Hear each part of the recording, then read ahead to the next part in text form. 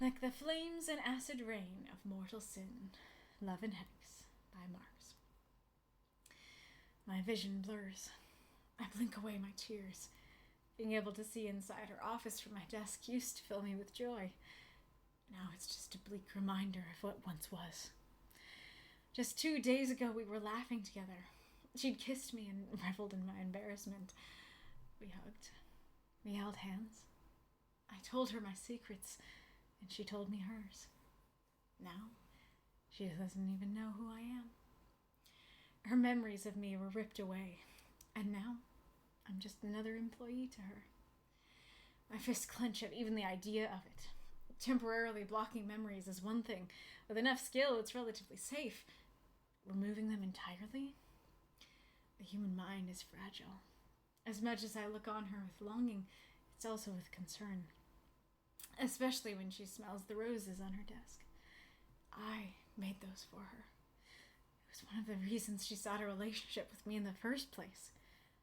Her breath stops as a look of calm blooms through her face at the scent. She's fine, however.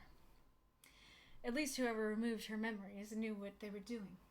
But that still means I have to keep my distance.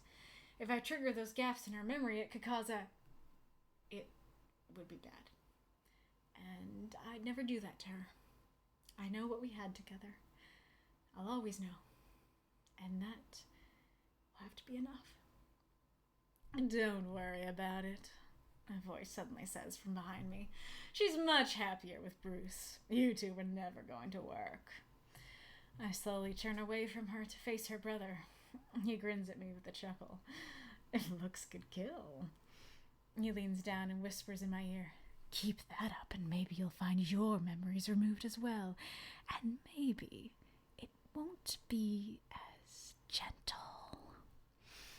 He pats my shoulder, walking away while humming a little tune. I grit my teeth so hard it hurts. And as I watch him leave, one fact burns in me with every fiber of my being. He's going to pay.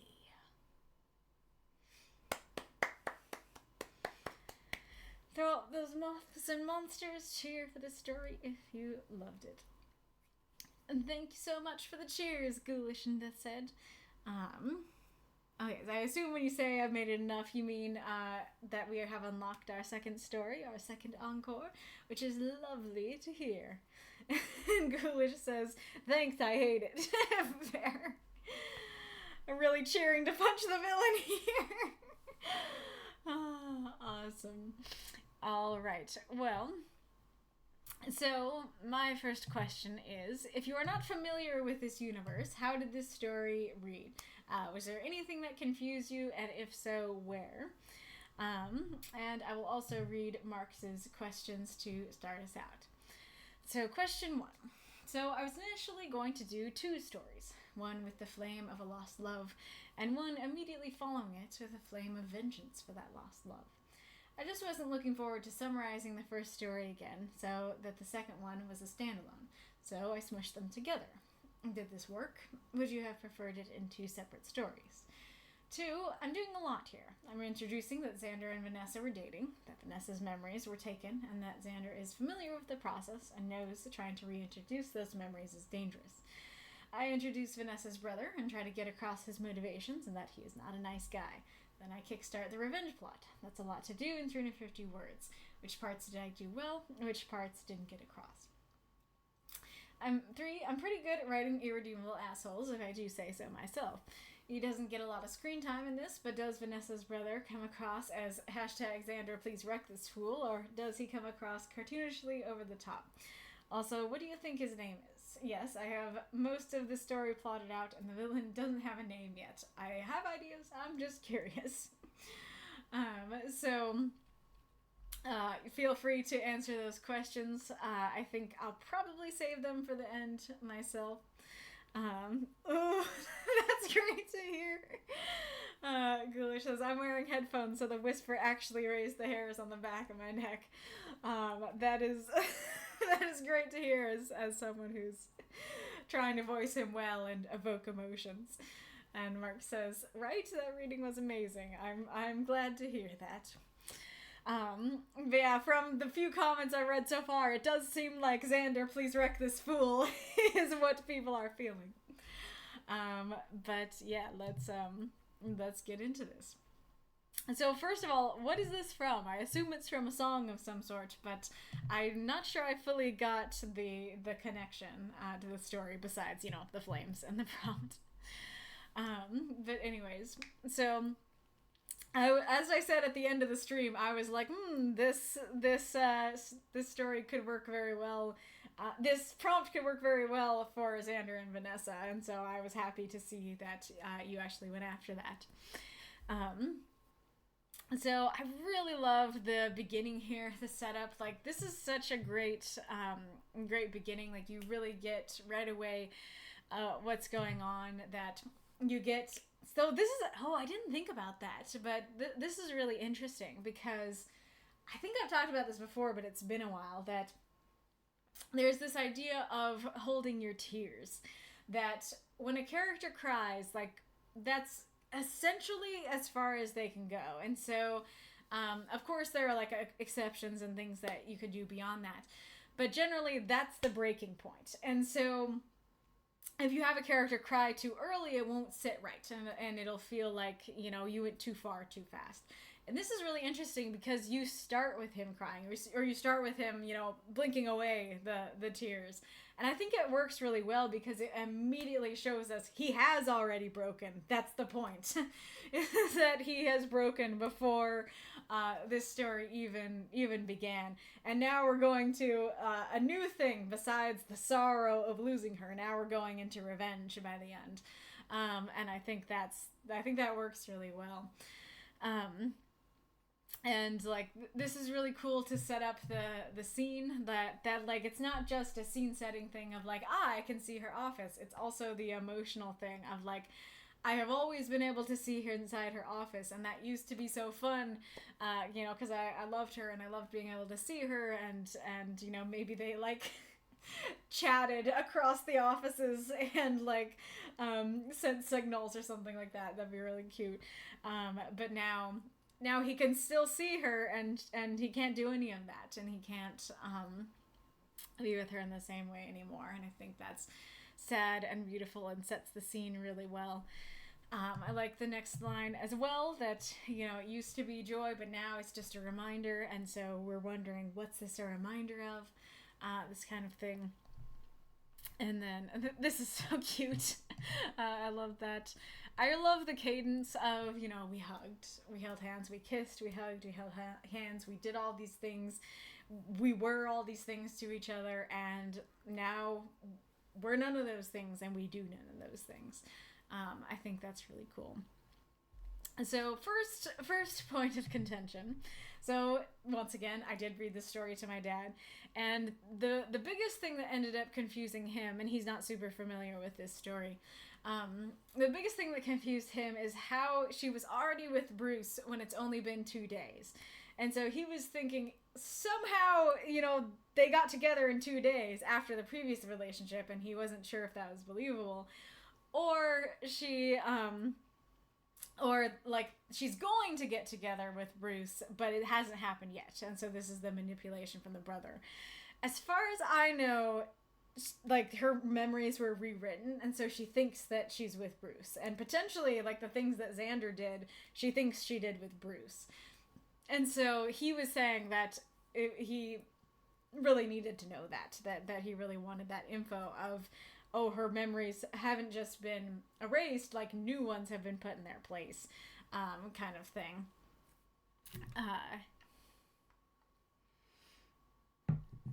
And the thing is, like, you actually could avoid the problem in another way, which is not mention the timeline. that you could just say, just recently we were laughing together, and have it be more nebulous. I guess it comes back to my thing of saying the number. I think you should say the number, in like the actual book and stuff like that, but I guess it did run into the problem of when you said the number, then now we're thinking about that and wondering and going, is that believable? Does that make sense? But if it was nebulous, I think we wouldn't have those questions, or at least newcomers, wouldn't.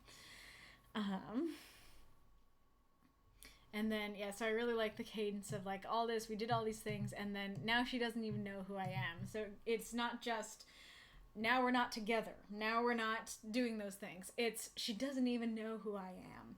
And I think you really feel the gut punch of it. At least I hope that comes across. And I think that's a really cool cadence, personally. This, I think, works really well to convey what's going on, too. That their memories are gone. They aren't just gone. They were ripped away by someone. They was active, and now I'm just another employee. I think that works very well. So next critique would be with this line here. So I think this is one of those cases where, I talk about how with a larger universe you have to juggle too much context versus too little. And part of the problem of putting too much context into something means that your readers are asking questions they shouldn't be asking. And I definitely think that this is one of those cases where I'm going, what is the difference? Because to me, I'm like, that kind of, like, they sound very similar and seem to have the same effect, besides the temporary thing. And so I'm like, what is the difference here, and why are we making that distinction? And then, and it doesn't really come up. It isn't really important. Like, even if the brother blocked them, I guess the temporary thing, again, is the important part. But even if the brother blocked them, like, the ending doesn't change, at least, in my view as a reader. And so I think just saying, maybe making it a little bit more clear here that somebody actively did it to her, in case people didn't get that from this. Granted, you might get it just from the end, and that could work too. But, just something about, like, my fist clenched at even the idea of her memories being ripped away, of her memories being blocked, Maybe you could come up with something more evocative than that, but just keeping it there, I think, would work better for this particular story. Because, like I said, even I, someone who knows the universe, I'm sitting here going, what is the difference, and why does that matter? Another thing that you could potentially consider, and I don't know if it works with this line, but just something to bring up, is that it could be interesting if you made the audience think it was a breakup, and then suddenly, like, we realize, oh crap, it was actually, her memories were fully erased. And I do think that could take away from the power of the beginning, because you would have to, like, remove this line. But it would take away, like, the potential confusion and questions of this line. And just have it, and would make us hate the brother even more. If we're like, oh, sad, like, they broke up, and then it's like, oh no, actually, her brother sucks. It took away her memories. That could be interesting to consider.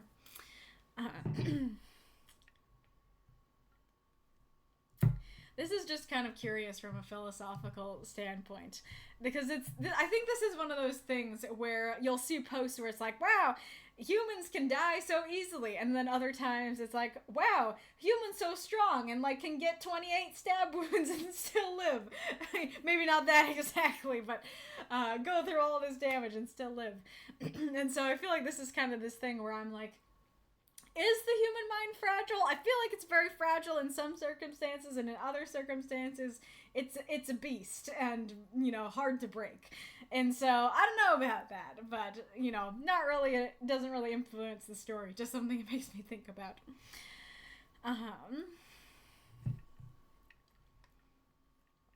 I also think, going along with the too much info, too little info thing, I think this line here would work better as I gave them to her.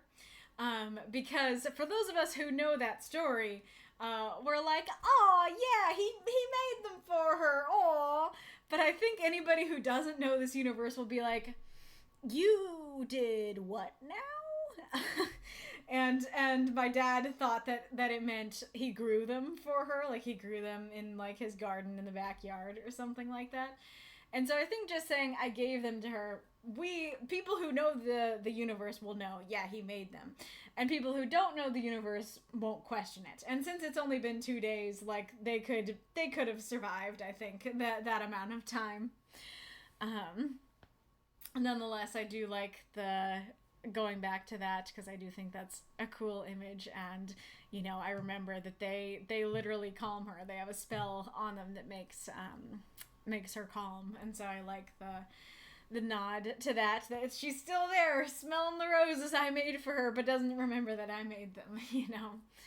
I'm a little torn on this line here, because it makes me think of a few different things. Like, first thing is, it might be saying, like, she's fine. She, throughout the process of removing her memories, she could have not been fine. She's still a functioning human. So that's good. So it might be saying that. It might be saying, like, I hate that I can't be with her, but she's living an okay life. Like, her life doesn't suck. And so she's fine. But it also, there's kind of this element of, my breath stops as a look of calm blooms through her face at the scent. She's fine, however. Kind of seems like he might be saying, like, oh, she looks calm. She's fine. Which doesn't quite fit as well to me. So I feel like, putting something in between the calm of the roses, and then having this, I think, would be helpful. So it doesn't seem like, oh, she looks calm. She's okay. Kind of thing.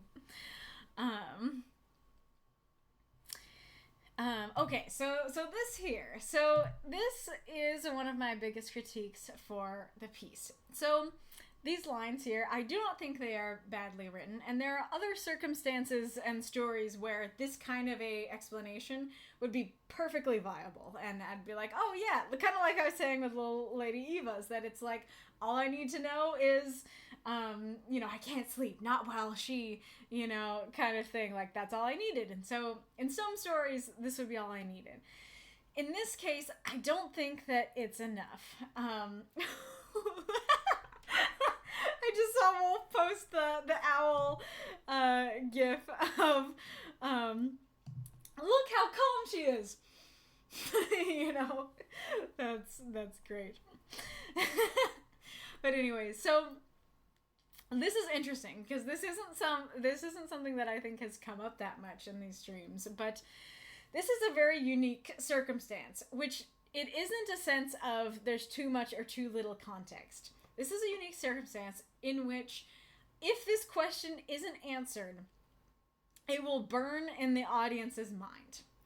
How did I phrase it here? I phrased it as, this is something that he would should absolutely be doing. Like, all the audience is thinking, or at least me in the audience is thinking, go up to her, either try to remind her or try to start a new relationship with her. And this doesn't answer that enough. I'm still sitting here going, why? Like, okay, I understand that something bad can happen, but all I'm thinking is, go up to her and start a new relationship.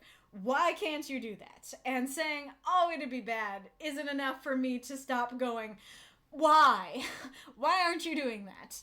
And so, to me, this definitely feels like something that needs to be addressed. That, yes, it would cost words, but I think that it needs the words to convey why he's not doing that. Because the ending, while it's cool, and we'll come back to that, is I'm kind of going, okay, like, yeah, I want him to pay too, but first order of business, go talk to her. Like, first order of business, try to start a new relationship with her. And so, and not, make him pay. And so I want to be on the same page as him of, like, there's nothing I can do, but I'm going to make him pay, kind of thing. And I don't feel like I'm there as an audience member. And so I do feel like words do need to be devoted to explaining what's going to happen if he doesn't do it. Because there's even also this element of, like, okay, I know there's a risk, but why doesn't he at least try? Like, there's also that too of, like, I don't know exactly how bad is. And so I'm kind of like, try it, that kind of thing. Oh yeah, I think I might come back to this one. I do really like this part, though, that, I know what we had together. I will continue to know it. And it's especially cool because I know what we had in the past. I'll always know in the present. And that will have to be enough in the future. And I also think it's cool because it's not enough, but it's going to have to be enough. I think that's really neat. I do like the imagery here of just like a voice behind him and he turns to face him and stuff like that.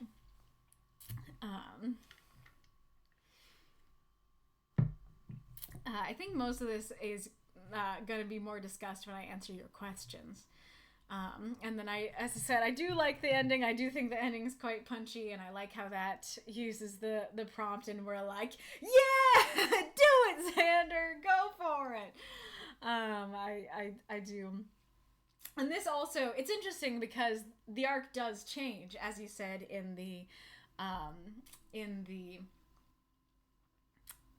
questions. That it's not just, oh, I'm sad that I'm away from her and that's it, or oh, I want revenge and that's it. But I actually think in a way it works better this way because you go through like a more complete arc of like, we loved each other, we were dating, now she's lost her memories, now we find out who took them away, now we're gonna make him pay. And that actually works quite well for me. That feels like a good wrap up to the arc. And it's also kind of this situation of what's he gonna do moving forward? Because if you just did the lost love thing, it might feel more stagnant. It might feel more like, I'm sad now. But as is, it's like, okay, I'm sad. She lost her memories. How do we go forward? I think that works really well.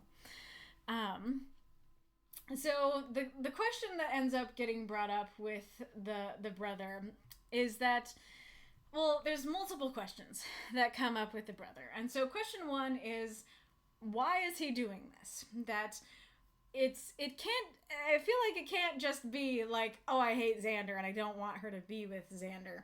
It probably has something to do with like Bruce too. But I don't know what he's getting out of this. And I don't necessarily need to know to get into the story, but especially because he is her brother and should love her and care for her, as we saw with the sister story above. That's what he should be doing with her. That knowing he did this to his own sister, it's like, why? But the thing that makes that even more of a question and even more of a need to know thing, and this is something that I think is more prevalent if you know the universe than if you don't, but Xander is a techno-mage, and seemingly a pretty dang powerful one at that. Homeboy made roses that calm her every time she smells them, and they never die. Like, I know that might seem like a little thing, but like, that's pretty impressive. And he can make video games that you think are real. And so it's like I said here, why are you putting a bullseye on yourself from someone who can rewrite reality? I think from here, like, well, I'll come back to that in a second. But yeah, like, why are you putting a bullseye on yourself from someone who can do what he can do? And so there's also added to that is the question of, why didn't they remove Xander's memories? Like, why would you go like, oh yes, I'm going to remove my sister's memories? What about like her boyfriend, who is like actually a really powerful techno mage and does all this like cool stuff in his spare time? I'll threaten him. I don't feel like a threat's gonna be enough, as we're gonna see, I'm assuming, in the future. And so it's like, why would you put that guy as your enemy? Why, if you do have the power to remove memories and keep someone okay, not that he cares about Xander being okay, seemingly. Like, and then there's also, added to that, the question of, okay, why isn't there more that Xander can do? He knows that removing memories is difficult, but he seemingly knows a bit about the process. So why isn't his next step, let's figure out how to undo it. Let me study magic enough so that I can undo what they did. Or, you know, why can't he erase the brother's memories? Why can't he be like, no, you, Uno reverse card, and do that to him? Like I said, like, he makes crazy amazing stuff in his spare time. Don't give him a reason to weaponize it, because you're going to lose. And so he really makes me think of, at least in this specific comment and stuff. One of my favorite shows is Tangled the series / Rapunzel's Tangled Adventure, and there is a character in that show who I love to bits, and I love mad scientist characters, and he's one of those, and Xander might be, depending on where this goes, but he might be one of those characters too. But basically, like, he's just this sweet little geeky dude who makes inventions, and he makes these inventions trying to help people, but they often end up accidentally going wrong or causing something disastrous, and it's not because he intends it.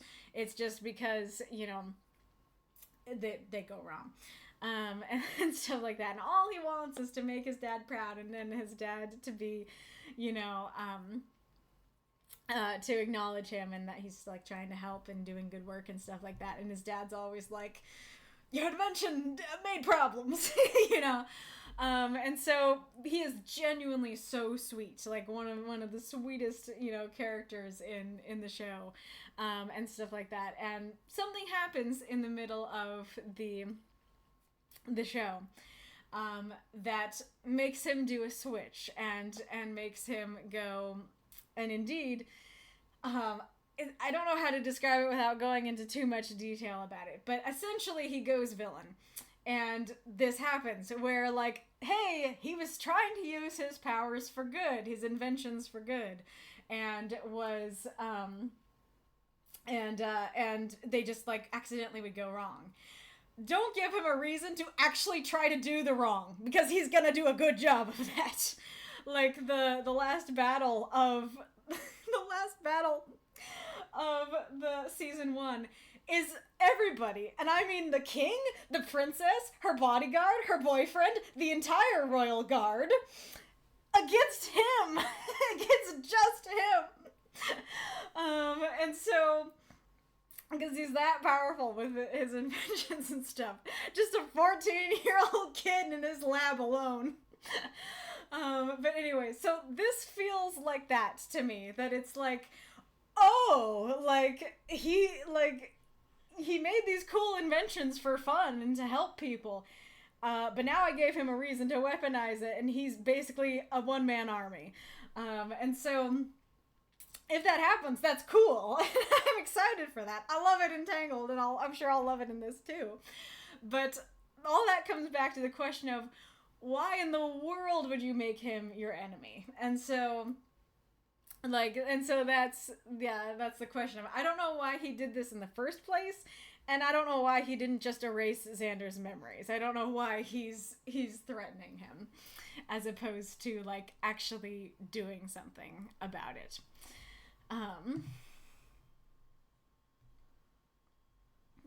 But yeah, let's go back to your questions.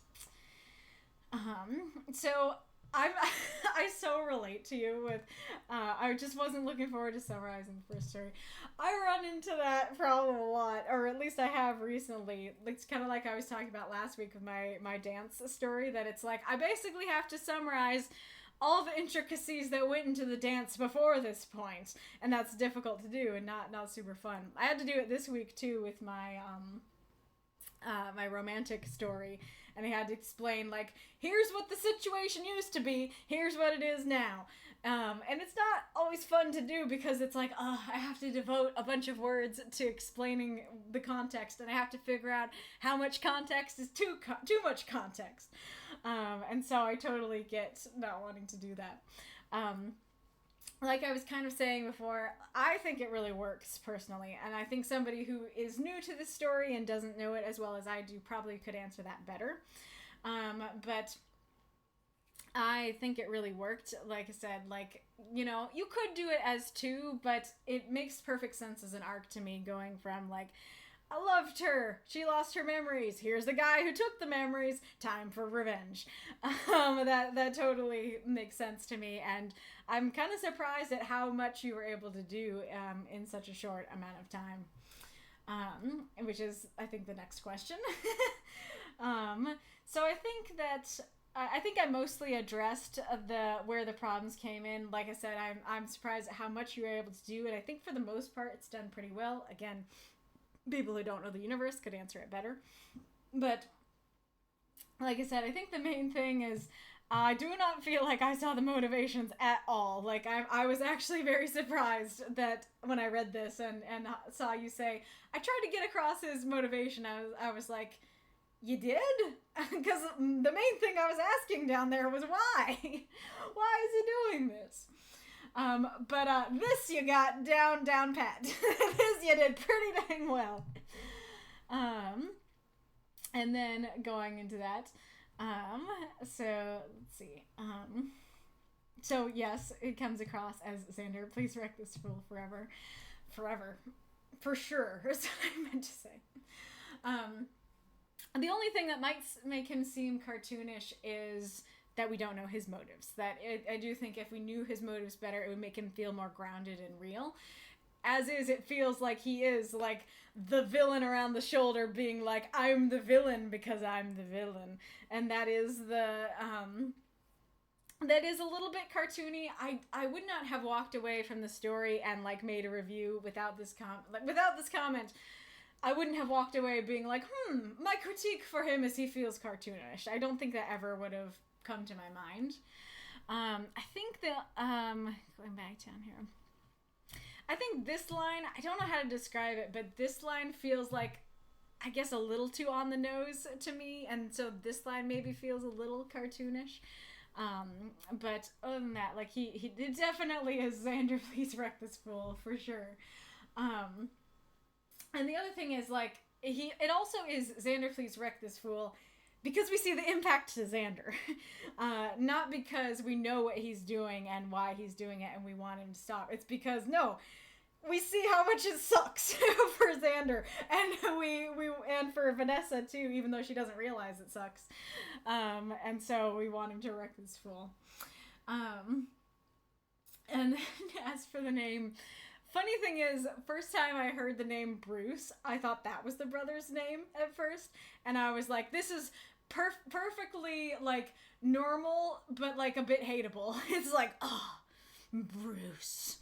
So I feel like something like that, something like Clyde, or something like that, that's, like, a normal name, like Bruce, but it's like, that Clyde. I think... Wreck him for all time, yeah. Wreck him forever. Make him suffer for eternity, yeah. Hello, my name is Bruce. Hi, Bruce. I'm also Bruce. Amazing. But yeah, so... and I guess that is kind of your thing, right? Is you like to give your phenomenally cosmically powerful characters very normal names. And so maybe that would just go in that vein. But I'm curious what your ideas are. If you're willing to share them, I'd be curious to comment on which ones I like the best. But let's see what folks have been saying. Yeah, a month later, when Xander shows up to the brother's house with a murder bot shaped like Vanessa, I wanted you to know it was me. Totally. Alright, let's go to the chat.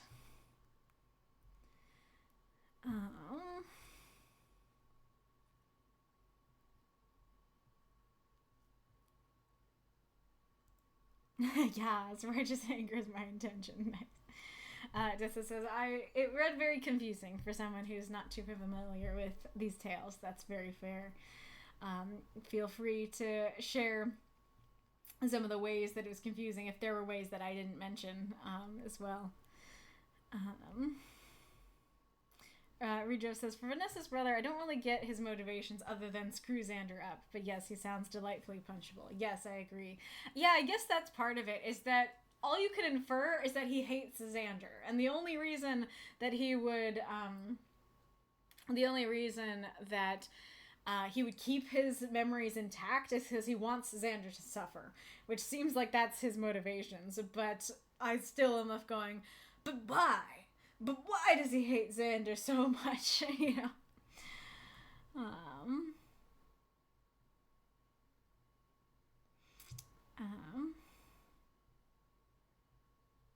Aw, that's too bad. It's too loud where Mako is. Aerith, punch? I don't want to punch him. I want to hit him by the 2x4. That's great. Amazing. Marx is explaining the title as in the sin, the memories being stolen, actually burns. That said, it is a lyric from an album the story is based on. Oh, the story itself is based on an album? That's interesting. Gotcha. Let's just say kick him in the crotch repeatedly. Very fair. La la la kick, la la la kick. Mark says, it hasn't happened yet, but as far as the brother is concerned, it's inevitable. That being confusing is very fair. What's inevitable? Mark says, well, blocking memories means that they're still there. They can be recovered if the memories are taken out. They're just gone. Trying to rejog them damages the mind, but leaving that out makes sense. Gotcha. Interesting. So let's go back down there.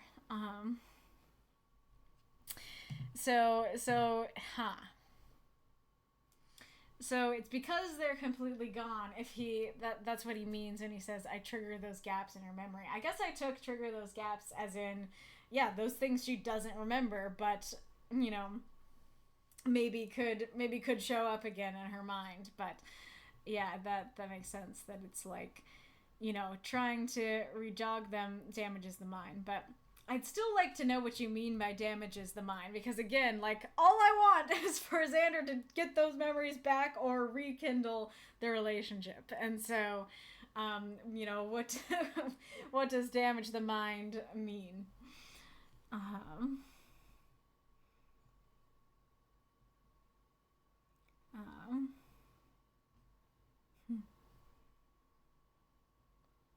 Well, bad as in her mind could completely break, so that's why he wouldn't try to establish a connection. Totally agree that I should have made it clear. So do you mean break as like she'll basically like be a vegetable? That she'll basically be catatonic or like in a coma or something like that?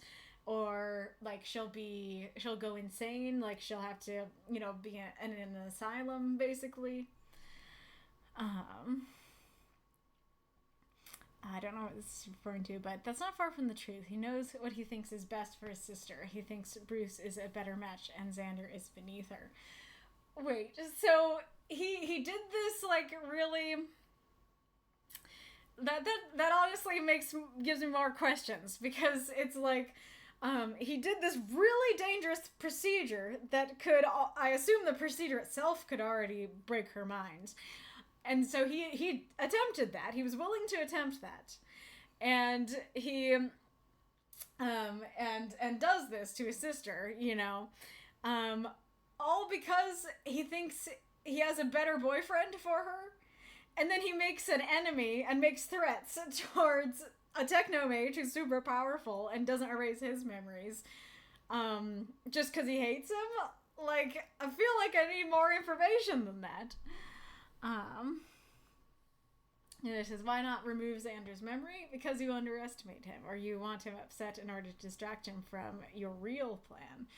I mean, yeah, like that's true, that he might not know what Xander is capable of. And I guess maybe you didn't have the words to convey that, but it would be helpful to have that conveyed somehow. Like, I guess Xander could at the end, when he's like being like, he'll pay, like, say something about, you know, he has no idea what I'm capable of, or, you know, he made an enemy of the wrong techno-mage or something like that, to convey, oh, he doesn't know what's going on here.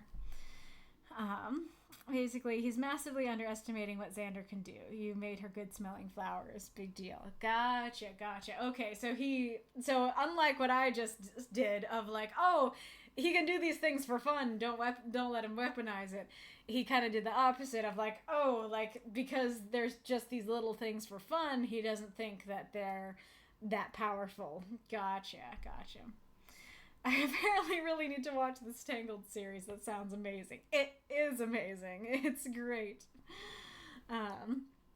He just says the first season is great, the rest is not so much. I wouldn't say that season 2 and 3 are full on bad, and there are things I really like about season 3, but I do agree that season 1 is phenomenal, and season 2 and 3 are good, but they also have their problems. Excuse me. Excuse me. Bruce cues Jaws music, yeah.